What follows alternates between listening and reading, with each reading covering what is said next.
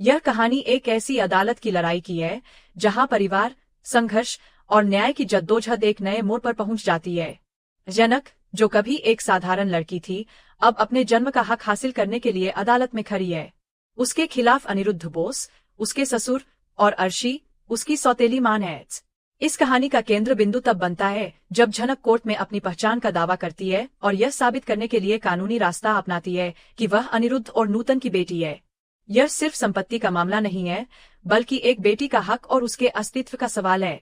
बोस परिवार में खुशी का माहौल था, क्योंकि आदिति और अर्शी को लगता था कि उन्होंने झनक को हमेशा के लिए अपनी जिंदगी से बाहर कर दिया है।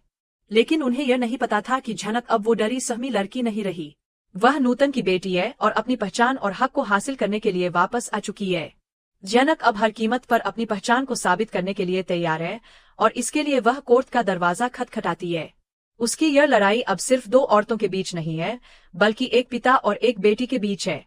एक तरफ अनिरुद्ध का साख, तो दूसरी तरफ झनक का हक। अनिरुद्ध ने अपनी सारी जिंदगी समाज के डर और शान में जीते हुए बिताई है, लेकिन अब उसे अपनी बेटी की असलियत का सामना करना पड़ता है। जब झनक कोर्ट का नोटिस भेजती है, तो यह उसे और बोस परिवार को झकझोर देता है। अर्शी और आदिति को लगता है कि यह सब झनक की चाल है, लेकिन सच की तलाश में एसपी ऋषि एक अहम भूमिका निभाने वाले होते हैं। ऋषि, जो अब आदिति का पति है, धीरे धीरे समझने लगता है कि झनक के साथ जो कुछ भी हुआ वह महज एक गलती नहीं, बल्कि एक सोची समझी साजिश थी। ऋषि अपने पुलिस विभाग की ताकत का इस्तेमाल कर रहा है और पुराने दस्तावेजों को खंगालने में लगा है, ताकि यह साबित कर सके कि झनक को अनिरुद्ध और अर्शी ने मिलकर उसके अस्तित्व को मिटाने के लिए कई दस्तावेजों में हेरफेर किया था। रातों रात इस ड्रामे का एक नया मोड़ आता है। जब झनक ने अपने ससुर अनिरुद्ध के खिलाफ अदालत में कदम रखा, तो यह सिर्फ संपत्ति का दावा नहीं था, बल्कि उसकी असली पहचान को लेकर एक मजबूत लड़ाई थी। कोर्ट में जब अनिरुद्ध के वकील झनक को खलनायक साबित करने में लगे थे, तो झनक को ऐसा लगा कि शायद वह हार जाएगी। लेकिन तभी एसपी ऋषि अदालत में पेश होते हैं और अपने सबूतों के साथ एक सनसनीखेज बयान देते हैं। वह खुलासा करते हैं कि कैसे अनिरुद्ध और अर्शी ने मिलकर नूतन और झनक के अस्तित्व को मिटाने के लिए एक गहरी साजिश रची थी। वह अदालत में खुद को सिर्फ पुलिस अफसर नहीं, बल्कि उस सच का सिपाही घोषित करते हैं जो दबाया गया था।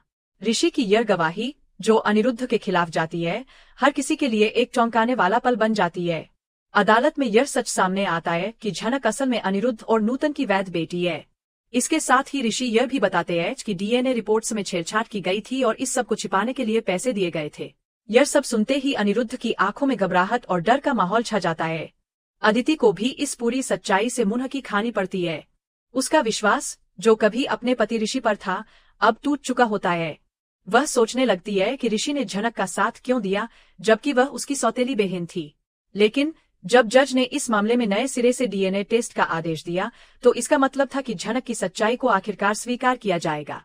इस फैसले से अनिरुद्ध और अर्शी की पूरी दुनिया उलट-पुलट हो गई थी। वे सोच रहे थे कि अब उनका पूरा खेल खत्म हो चुका है। लेकिन अनिरुद्ध ने हार मानने के बजाय एक और गंदी चाल चलने का सोचा। अर्शी ने अपने पैसे और रसूख का इस्तेमाल कर एक लैब टेक्नीशियन को रिश्वत दी, ताकि वह झनक और अनिरुद्ध के सैंपल्स बदल दे। उनका यह प्लान यह था कि रिपोर्ट में फर्जी बदलाव करवाकर वे झनक को गलत साबित कर सकें। हालांकि ऋषि ने पहले ही इस चाल का भांप लिया था। उसने अर्शी और अनिरुद्ध के फोन टैप किए थे और उनकी सारी योजनाओं को सुनकर उसे पूरी जानकारी मिल चुकी थी। ऋषि ने अपनी टीम को तुरंत अलर्ट कर दिया और यह सुनिश्चित किया कि अर्शी और अनिरुद्ध की साजिश का पर्दाफाश हो। अगली सुबह, जब टेस्ट के लिए ब्लड सैंपल लिए जा रहे थे, अर्शी ने अपनी चाल में तेजी दिखाई। लेकिन जब उसने सैंपल बदलने की कोशिश की, तो उसे ऋषि और अदिति ने रंगे हाथ पकड़ लिया। अदिति ने अपनी मां को झकझोरते हुए पूछा कि उसने यह सब क्यों किया। अर्शी सफाई देने की कोशिश करती है, लेकिन उसका चेहरा पूरी तरह से बेनकाब हो चुका था। इस सच्चाई के सामने आने के बाद अदिति का दिल टूट चुका था।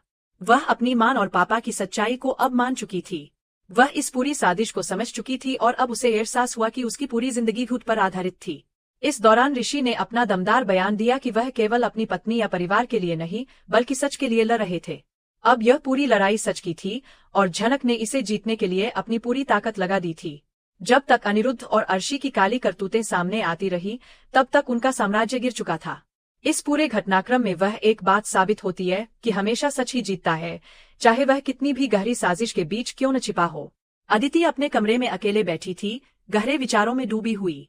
वह एक तरफ अपने धोखेबाज पिता अनिरुद्ध के साथ खड़ी हो सकती थी और दूसरी ओर अपने न्यायप्रिय पति ऋषि के साथ। लेकिन किसी भी दिशा में निर्णय लेना उसके लिए आसान नहीं था। उसके दिमाग में यह सवाल गूंज रहा था कि क्या वह अपनी बहन झनक को बचाए या अपने पिता का समर्थन करे। झनक को लेकर उसकी नफरत और जलन थी, लेकिन क्या वह किसी कातिल की बेटी बनना चाहती थी? अनिरुद्ध ने उसके सामने एक नई चुनौती पेश की थी। उसे अपनी बेटी को मरवाने के लिए एक किलर हायर करने को कहा था।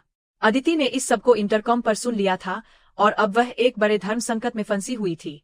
इस बीच ऋषि, जो हमेशा अपनी अंतरात्मा की आवाज को सुनता था, अयानक को फोन करता है और उससे कहता है, तुम मेरी अंतरात्मा की आवाज हो और मैं उसे अनसुना नहीं कर सकता।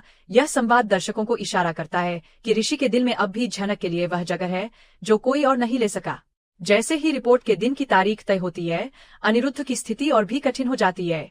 उसने सोचा कि अगर झनक को खत्म कर दिया जाएगा तो उसकी सारी परेशानियां खत्म हो जाएंगी, लेकिन ऋषि ने झनक की सुरक्षा पहले से बयां दी थी।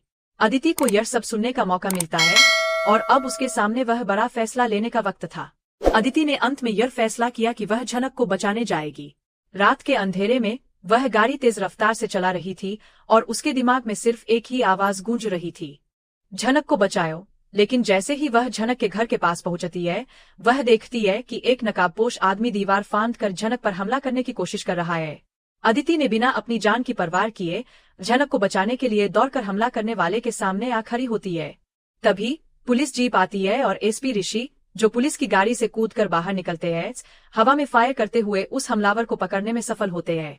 यह एक और बड़ा ट्विस्ट था जब अदिति पहचानती है कि यह वही आदमी था जिसे वह बार बार अपने पिता के ऑफिस के आसपास देख चुकी थी। उसी समय ऋषि वह गुंडा पकड़ता है और उससे पूछता है, तुम्हें किसने भेजा? वह आदमी डरकर कहता है, अनिरुद्ध बोस ने भेजा है। यह नाम सुनते ही झनक को एक गहरा सदमा लगता है। उसे इस बात का दुख नहीं था कि उसे मारने की साजिश की गई थी, बल्कि उसे इस बात का दुख था कि यह काम उसके अपने पिता ने किया था। ऋषि गुस्से से कांपते हुए अदिति की तरफ देखता है। अदिति अब समझ चुकी थी कि उसके पिता ने क्या किया है और वह शर्मिंदा थी। अगली सुबह कोर्ट में अनिरुद्ध और अर्शी को यह विश्वास था कि उनका प्लान कामयाब हो चुका था। उनका मानना था कि झनक मर चुकी है और इसलिए वह कोर्ट में नहीं आएगी। लेकिन अचानक कोर्ट के दरवाजे पर झनक खड़ी हो जाती है, जिंदा और सलामत, और उसके पीछे ऋषि खड़ा होता है। यह पल अनिरुद्ध के लिए सबसे बड़ा झटका था, क्योंकि अब उसे एहसास हो गया था कि उसकी साजिश पूरी तरह से उजागर हो चुकी है। ऋषि उस गुंडे को कटघरे में खड़ा करता है और जज के सामने पूरी रात की घटना का ब्यौरा देता है। साथ ही उसे यह भी बताता है कि कैसे अनिरुद्ध ने अपनी ही बेटी को मरवाने की कोशिश की थी।